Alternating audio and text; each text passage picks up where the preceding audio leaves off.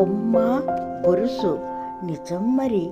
తాను పట్టిన కుందేటికి మూడే కొమ్ములంటే దుశ్శాసనుడు నిండు కొలువులో పాంచాలి ఒలువులు ఊడదీ యత్నించి పరాభవం పొందలేదా?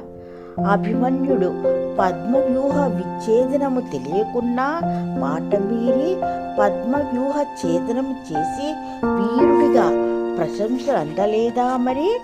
నాణానికి బొమ్మ బొరుసు ఉండక మానవుగా మరి సెలవా మరి?